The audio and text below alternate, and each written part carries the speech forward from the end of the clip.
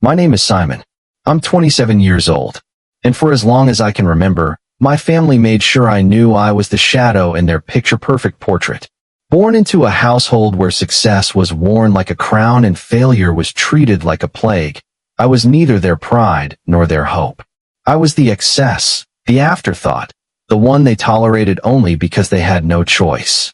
My father was a man of presence, impeccably dressed, sharp jaw, colder eyes than any winter night.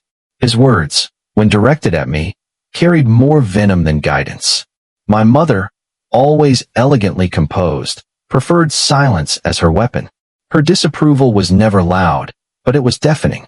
And then there was my older brother, the family's golden child. No matter how average his achievements, they were polished until they sparkled. He could stumble, and somehow the story would be twisted into proof of his resilience. Meanwhile, I could succeed, and it would be dismissed as luck or coincidence. By the time I turned 18, I was already a ghost at my own family table. My voice went unheard, my victories unseen. My father told me once, his eyes never even lifting from his newspaper, that I was not the son he envisioned carrying his legacy. My mother said nothing, but the silence in that room told me she agreed. My brother smirked, as if my pain was simply confirmation of the hierarchy he believed was natural. So I did the only thing left to do. I walked away. 10 years ago, without a goodbye, without an explanation, I left that house. All I carried was a beaten-up backpack and a bus ticket to nowhere.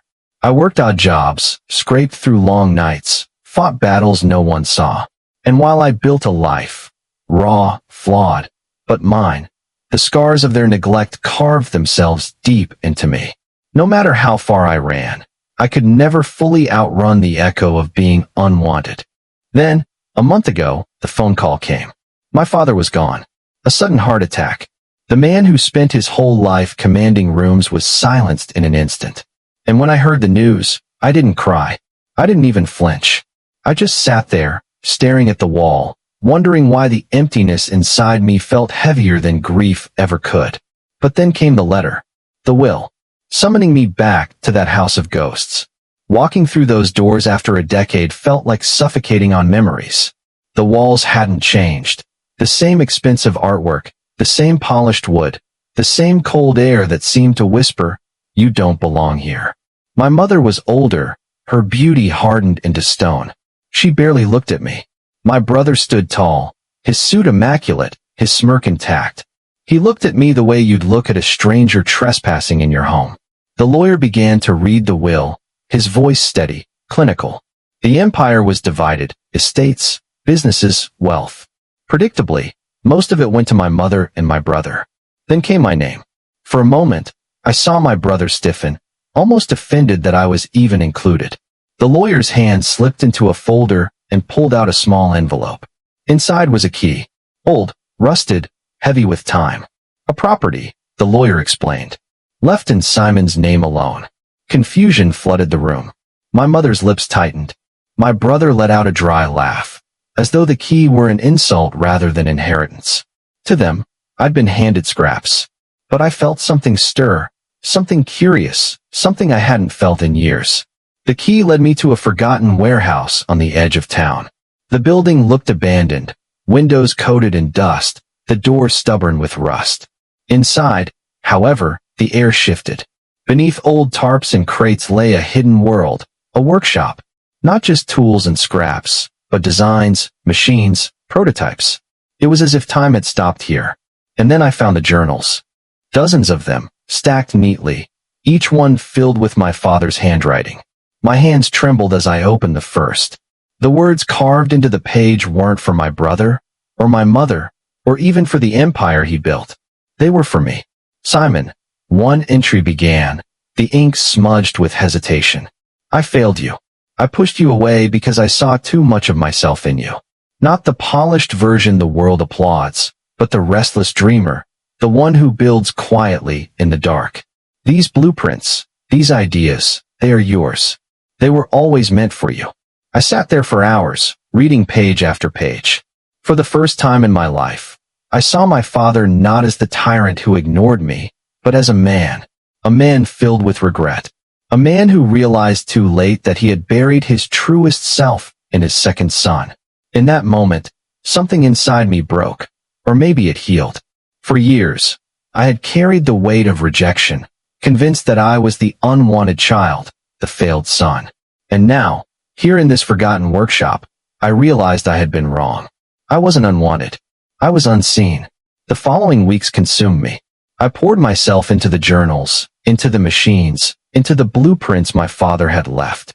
Slowly, the warehouse transformed from a graveyard of ideas into a living workshop. I rebuilt what he designed, improved on it, experimented with it. For the first time, I wasn't chasing my family's approval. I was creating for myself. But the world noticed. An investor stumbled across one of my prototypes through a small exhibition I hesitantly attended. Word spread quickly. Soon, people weren't just investing in machines, they were investing in me. The boy they'd ignored, the man they'd erased, was suddenly being recognized. My name, Simon, began to appear in articles, on patents, on headlines. My mother and brother watched from afar. My brother, especially, grew bitter. He had inherited the empire, yet he couldn't escape my shadow. For the first time, the golden child was dimmed, not by failure, but by comparison. My mother, though silent as ever, attended one of my public launches. She didn't approach me. She didn't speak. But her eyes, hard, unreadable, lingered longer than they ever had before. And me? I didn't need their validation anymore. I stood in that warehouse, now alive with light, filled with workers, buzzing with ideas, and I realized something profound. My father's legacy wasn't the empire he built. It wasn't the fortune or the estates. It was me. It was the son who refused to die in silence, who took the scraps they dismissed and turned them into something greater than gold. I am Simon, the son they dismissed, the brother they mocked, the man they erased. And this life I've built with my own hands, is my reclamation. Because sometimes the greatest revenge isn't destroying the ones who hurt you. It's thriving so loudly that their silence becomes irrelevant. And as I look ahead now, I no longer see myself as the forgotten son. I am the architect of my own story. And my story has only just begun. I am Simon, the son they dismissed, the brother they mocked, the man they erased. And this is my reclamation. If my journey tells you anything, it's that no voice, no judgment, no shadow can silence the fire inside you. If you've ever felt unseen, unwanted, or underestimated, remember, your story is still being written, and the next chapter could be the one that changes everything. Stay with me, because there are countless more stories of redemption, resilience, and triumph waiting to be told, and maybe the next one will be yours.